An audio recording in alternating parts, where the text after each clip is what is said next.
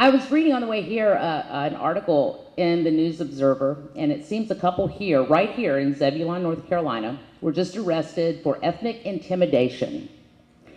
And the way this works, this is the true story, it was a white couple with a black neighbor, and they were wearing googly eyes, according to the News Observer. It's exactly what they said.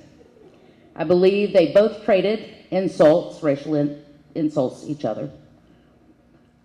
I don't think that I'm really overstepping when I say we have big problems here from a racial standpoint in the United States. What's happening in Florida is, I honestly think, is a powder keg.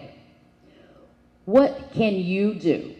Do you see if there's a problem? And if so, how do you bring us back together as not black, white, and Hispanic, but as Americans? How do you bring us back together? Mr. Randall? I believe you need to do that by challenging the status quo. And I actually got criticized the other day when I held a press conference challenging the notion that we are to allow people to inflame the passions of individuals with this Trayvon Martin situation. I came from the inner city, and I actually recall years where we averaged more than a murder a day. And we have a situation where we're allowing the race baiters, let's call it as it is, to go unchecked, and we're just standing back not wanting to be called names. Yes, we have a problem, but until we rise up and challenge the status quo and call the hypocrisy of not being incensed by the murders that are going on in our cities, we are not going to change things when we allow them to have a pass by trying to put a spotlight on a situation that hasn't even been fully investigated. So we need to actually stand for our convictions and values, not be afraid to speak up, and regardless of your color, hold everyone accountable to the high ideals, because we're all Americans.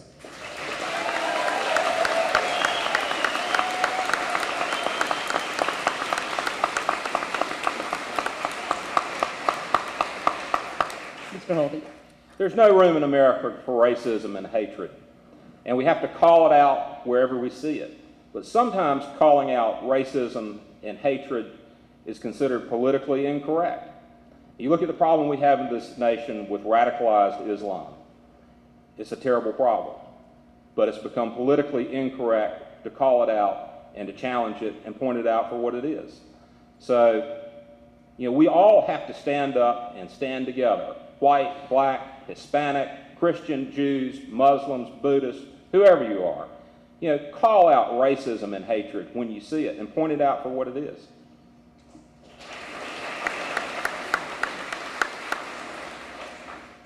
We need communication, and we need the facts.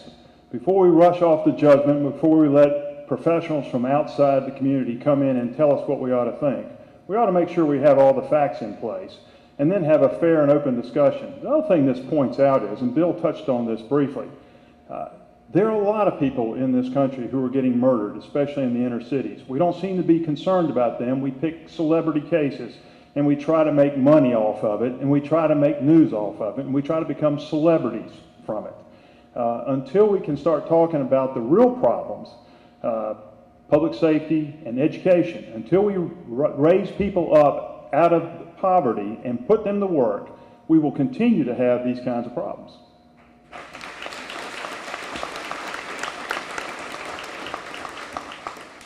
We talk about education on the program quite frequently, and I have a lot of liberal guests that come on. I take issue with the last statement. Oh, okay.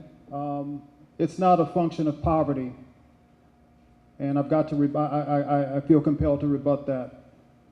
Anytime we take a sociological situation and say that until we get people out of poverty, there are people that are millionaires that commit incest, that abuse their spouses, that commit murder. And I take issue with trying to say that the remedy is lifting them out of poverty. Our families, my wife and I both came from poverty.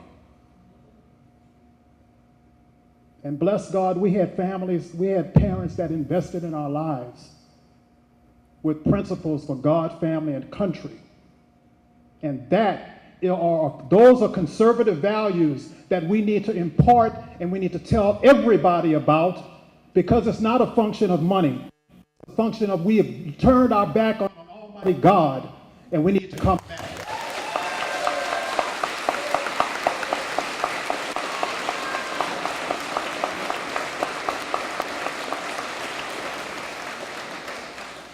Message paid for by the committee to elect Bill Randall for Congress. I'm Bill Randall, and I approve this message.